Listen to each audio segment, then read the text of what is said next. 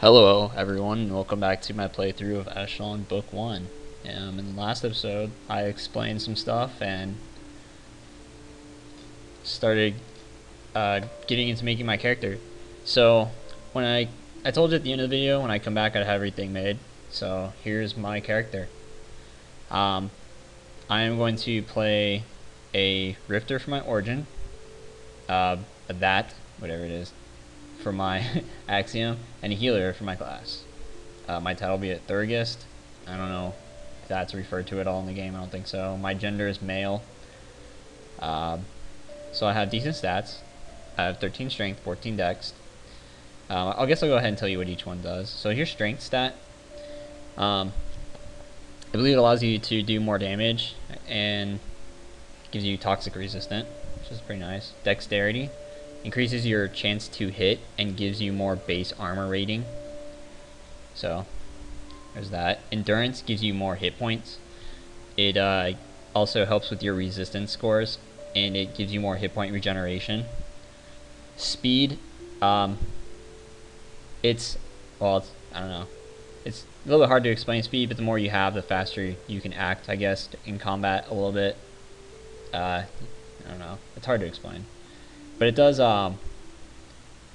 give you more armor rating as well. So intellect is more for a magic user. It gives you elemental resistance and mana points gained for every level. So it can be kind of important, but I'm gonna go wisdom since I'm a healer. Intellect is more for, like I said, magic user. I'm a healer, so wisdom is kind of my stat. So wisdom makes my divination spells better, gives me some disease resistance, which is cool, and contributes to the mana points I gain every level. Perception is really important for me as well. It affects how fast my magic regenerates, as well as my magic resistance. And it also, I believe, gives me a little bit more mana points as well. Concentration, it can be important, but I'm not too worried about it. It's just whenever I'm in melee combat, I'm going to have to make a concentration check whenever I cast a spell. Otherwise, I could fail the spell. But I'll be okay. I'll live. So here's all the skills in the game.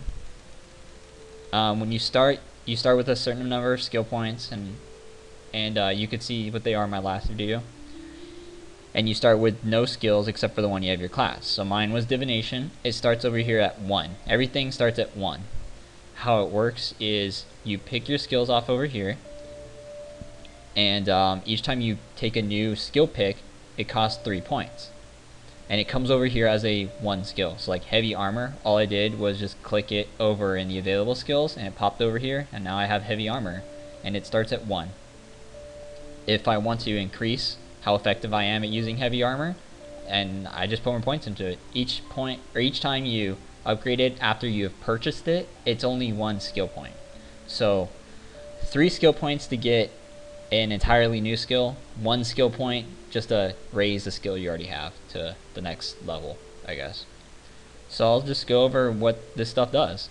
So arcane divination, there's 2 different sets of arcane schools. So there's arcane divination and arcane elemental. Divination, it is like your holy magic. It's your healing, your buffs, as well as some nukes. So it's really well balanced and pretty nice, and I love it a lot better than elemental, so I'm gonna go with it. Heavy armor is pretty self-explanatory. It allows me to wear heavy armor. The more points I have into it, I believe the armor becomes more effective, as well as that becomes more effective. Dodge, dodge is pretty cool. Each time I'm attacked, I have a 1% chance per point I put into dodge. So right now it's only 1%, kind of low. But I have a chance to dodge, which completely negates the attack. And when I do a follow-up melee attack, it has a plus 10% chance to hit, which is kind of neat. Meditation, it helps me get mana points back faster. It's going to be pretty important. I'm going to be focusing a lot more on spells in the early game, and then kind of switch over a little bit more into melee. And like a hybrid, I guess, really. I'm going to be mainly a spellcaster, but I should be okay in combat later in the game. So, unarmed combat is exactly how it sounds. I'm going to be punching people. I've never done unarmed combat, and I think that'll be pretty fun to do. I won't need any weapons. All I need is my faith and my fists. So that'll be kind of fun. So I'll go over all the skills, just so you know if you're wondering what they are for your own playthroughs and what there is available. I'll let you know. So alchemy. Alchemy allows you to create potions and mixtures and things like that. You'll find recipes throughout the game. You learn them and you can make your own potions. Arcane divination, I already went over. Arcane elemental is like divination, except it's more focused on nukes. There are some buffs and stuff, but it's mainly nukes, so it's okay. They have some cool nukes in it, which will deal like physical damage, which have no resistance really, which is it's a pretty cool nuke. So it's kind of neat. Armor light, you know, wear light armor, whatever. Heavy armor, you can wear heavy armor. Armor shields, you can wear shields. Cartography, it you have like an auto map of the game while you play, and the better your cartography skills, the better the map looks. So you'll see my map will be completely blank. It'll be fun. Dodge, I already explained that. Hide in shadows. I've never really made a thief, so I've never used this, but it's like your stealth skill, I believe. Helps you hide, so if you want to steal things from people, you can, but it's whatever. Lore. It's like lore in all the other D&D games you've played. It helps you identify items that you have, so you can figure out what they are, things like that. You don't have to take them to the shopkeeper and be like, hey dude, what does this do? And he'll be like, pay me 50 gold and I'll tell you, and you're like, I'm broke. So, but that's what lore does. I didn't take it. It is kind of important, but I didn't take it because there's a spell in divination that will identify things for you. So that's cool. Meditation, I already went over that. Mercantile, you can sell things for better prices, and you can buy things for cheaper. It's kind of neat. You get a lot of gold in the game though, so it's not super important. But, you know, if you're new to the game and you're going like maybe a bow build, you might want to pick up Mercantile, so your arrows will be cheaper. Unless they all are 1 gold anyways. I don't know. Move silently is exactly what it sounds like.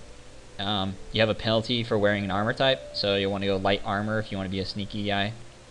So there's that. Pick locks helps you pick locks through doors and chests and stuff. This is like skullduggery is like detect traps and things like that. Spot hidden kind of goes in with it, but it's more of like seeing, I guess, items, doors, and traps. Well, what's this? Oh, no, this is to disarm traps. I'm sorry. Skullduggery is to disarm. Spot hidden is to see them. Survival is like meditation, but it's for your hit points, so you can regenerate your hit points faster. It also gives you toxin resistance and disease resistance. So it's pretty nice. I would take it, but my divination will give me a healing spell, so I'll just heal myself. Unarmed combat, pretty self-explanatory. You punch people. Weapons bludgeoning, weapons bow, weapons cleaving, weapons short-bladed, swords, and thrown. In Eschalon Book 1, they're just that. Like, if you pick up swords, you just use swords. In Eschalon Book 2, though, when you put so many skill points into, say, swords, you get special things, like a chance to double strike, or stuff like that, or like cleaving. I think you may be able to bleed somebody when you have a high warrens, or you armor pin them or something like that, which is pretty cool in Eschalon Book 2. In Book 1, it's pretty simplified, but this is my character. We are Hosen, and our portrait is the Fabio one. I guess I can put in one. Yeah, I could put in my own portrait. It will be Fabio. Maybe I'll put in my own portrait, my Hosen portrait for Book 2. So let's go ahead and start this game.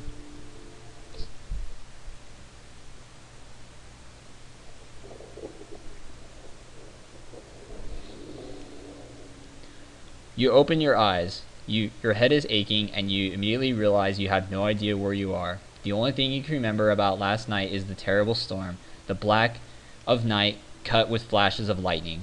Then you remember something. Movement in the darkness, a shadowy presence. Slowly begin to realize that you have no memory of anything before the storm, of last evening. In fact, you have no idea who you even are. It takes much effort before you are able to remember even the most personal information about yourself, your name. For a moment you are relieved to have remembered anything at all, but alas, your relief is short. Your relief is short-lived as you look around and assess your situation.